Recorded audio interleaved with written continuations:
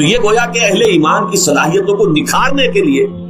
اور ان کے درجات کی ترقی کے لیے بھی اللہ تعالیٰ دنیا کے اندر یہ مصیبتیں اور امتحانات جو ہیں آزمائش کے حوالے سے افراد پر بھی اجتماعی طور پر بھی لاتا ہے۔ اہل ایمان پر اس طرح کے ابتلاء و آزمائش کی ایک نوعیت اور بھی، اور وہ یہ ہے کہ جو بھی آپ سے غیر ارادی طور پر یا یہ کہ آپ نے کوئی گناہ ارادی طور پر بھی کر لیا، اللہ تعالیٰ اس کی سزا اسی دنیا میں دے کر آخرت کی سزا سے محفوظ کر دے۔ گویا کہ اس سے بڑا خیر کیا ہوگا؟ یہاں کی سزا کیا ہے؟ جھیل لیا آپ نے، بخار آ گیا، ٹانگ ٹوٹ گئی، چلیے 3 مہینے آپ بستر پر پڑے رہنا، اور کیا ہوا؟ کچھ نہیں۔ لیکن یہ کہ آخرت کی سزا ملتی ہے، بہت عظیم ہو، لہذا کفارہ بناتا ہے اللہ تعالیٰ جو بھی گناہ ہو گئے، غلطیاں ہو گئی ہیں، ان کا کفارہ اللہ تعالیٰ بندہ مومن کے لیے، حضور کی ایک حدیث ہے، اس کا مطلب مجھے اس وقت یاد نہیں ہے، کہ مومن کا معاملہ عجیب ہے، اسے کوئی تکلیف پہنچتی ہے صبر کرتا ہے، اس کے گناہوں کا کفارہ بن جاتا ہے، اور اگر کوئی خوبی ملتی ہے اس پر اللہ تعالیٰ کا شکر ادا کرتا ہے، اس کے درجات بلند ہو جاتا ہے۔ تو یہ معاملہ جو ہے اللہ تعالیٰ کی طرف سے بندہ مومن کے حق میں خیر کہ در حقیقت اس کے ان گناہوں کی پاداش کہ جو اس نے یہاں کر لیے ہیں، یہی دنیا میں دے کر دھو دیا جائے، پاک کر دیا جائے۔ دنیا میں اگر ہمارے گناہ دھل جائیں تو یہ بڑے نفع کا سودا ہے، بڑے نفع کا سودا ہے، بڑے نفع کا سودا ہے۔ اس اعتبار سے آپ غور کیجئے کہ اگر یہ حقائق ہمارے سامنے رہے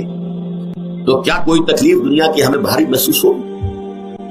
ہمیں تو بتایا یہ گیا ہے کہ عسیٰ ان تکرہوا شیئا وہو خیر لکم وعسیٰ ان تحبوا شیئا وہو شر لکم واللہ یعلم وانتم لا تعلمون۔ ہو سکتا ہے کہ تم کسی چیز کو ناپسند کرو، ذرا حالانکہ اسی میں تمہارے لیے خیر ہے، تمہیں نہیں پتا، اور ہو سکتا ہے تم کسی چیز کو پسند کرو، ذرا حالانکہ اس میں تمہارا شر ہے لیکن تمہیں نہیں معلوم۔ اس کو کہتے ہیں تفویض۔ یہ سورہ تغابن کے 10ویں تمام مضامین تفصیل سے آتے ہیں کہ ایمان کے جو باطنی ثمرات ہیں اس میں سب سے پہلے مقام رضا ہے، پھر تفویض، توکل ہے۔ آپ محنت کر رہے ہیں، محنت کر رہے ہیں، محنت کر رہے ہیں، نتیجہ نہیں نکلا، اب صدمے سے کمر ٹوٹ سکتی ہے اس کی، لیکن نہیں،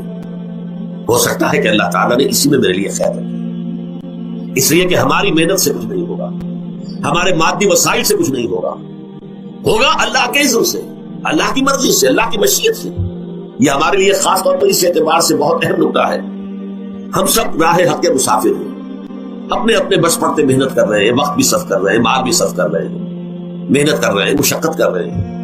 نتائج نکلتے نظر نہیں آ رہے، قدم نہیں بڑھ رہے،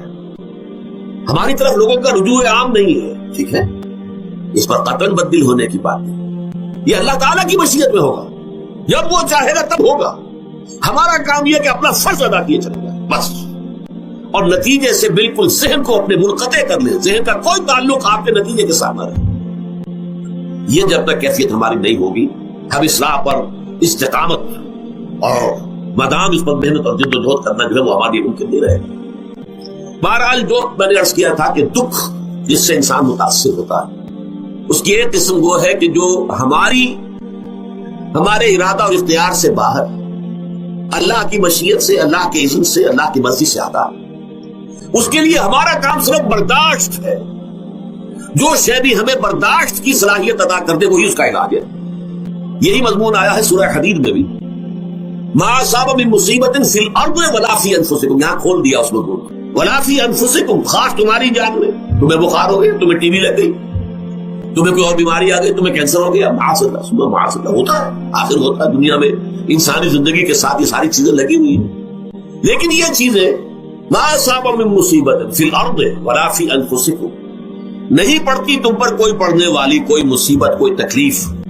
نہ پوری زمین میں بڑے پیمانے پر، نہ تمہاری جانوں میں انفرادی سطح پر، الا فی کتاب من قبل ان نبرأھا، مگر یہ کہ وہ تو ایک کتاب میں، کتاب اللہ کے علم کی کتاب، ام الکتاب، اس میں پہلے سے درج موجود ہے، یہ الٹ اپ نہیں ہو گیا، یہ اچانک نہیں ہو گیا۔ آپ اچانک سمجھتے ہیں کہ صاحب میں تو جا رہا تھا، اچانک ٹرک نے آ کے مجھے دھکا مار دیا، اچانک کوئی شے یہاں نہیں ہوتی، اس کائنات میں پتہ تک نہیں ہلتا جب تک اس نے رب نہ ہو، اچانک کا کیا سوال؟ در حقیقت جو ہوتا ہے وہ اللہ تعالیٰ کے علم میں پہلے سے ہے، علم کامل، ما کان وما یکون، جو کچھ ہوا ہے، جو کچھ ہوگا، مستقبل، ماضی، کل کا کل، آنے واحد میں اللہ کے علم میں موجود ہے، لہذا یہاں اچانک کچھ نہیں ہوتا، جو بھی آیا ہے اللہ کے علم سے آیا، اور یہ پہلے سے اللہ کے علم کے اندر موجود تھا، لکھا ہوا تھا، الا فی کتاب من قبل ان نبرأھا ان ذلک علی اللہ یسیر، یہ تمہیں تو مشکل نظر آئے گا لیکن اللہ پر بڑا آسان ہے. اللہ کا علم کامل، ما کانا ما یکون کو حاوی ہے. لِكَيْ لَا تَأْسَوْا عَلَىٰ مَا فَاتَكُمْ، تاکہ تم افسوس نہ کیا کرو ان چیزوں پر جو تم سے چھوٹ جائیں، جاتی رہے، چھن جائیں. کوئی موقع تھا ہاتھ سے نکل گیا، کوئی دولت تھی اس پر ڈاکہ پڑ گیا، کوئی اور مصیبت ہے وہ آ گئی، کوئی عزیز فوت ہو گیا، اکلوتا بیٹا تھا فوت ہو گیا، وغیرہ وغیرہ. اس پر افسوس نہ کیا کرو. اگر افسوس کرو گے تو اس کا مطلب کیا ہوگا کہ تمہیں اللہ پر اعتماد نہیں ہے، یا تم سمجھتے ہو کہ اللہ کے سوا بھی کوئی ہے جو یہ کام کر سکتا. کائنات میں تو ایک ہی کی مرضی چلتی ہے، وہ ہے اللہ. لہذا اگرچہ وہ کسی کے ذریعے سے تکلیف آپ کو پہنچی ہے، کسی نے آپ کو پتھر مارا ہے، وہ پتھر ہو سکتا ہے آپ کو نہ لگتا، لگ گیا ہے تو اللہ کے فیصلے سے لگا ہے. اس کا باپ بھی نہیں پتھر مار سکتا آپ کو اگر اللہ کا اذن نہ ہو. لہذا آپ پتھر مارنے والے کو بھی مجرم سمجھیے، ٹھیک ہے، اسے بھی قصاص لینے کا آپ کو حق ہے، لیکن یہ جان لیجیے کہ جو آیا ہے پتھر وہ اذن رب سے آیا. اب ظاہر بات ہے کہ اگر یہ کیفیت ہوگی تو غصہ اتنا نہیں ہوگا اس شخص پر کہ جس نے یہ کام کیا ہے، بلکہ ہو سکتا ہے آدمی مسکرا کے رہ جائے.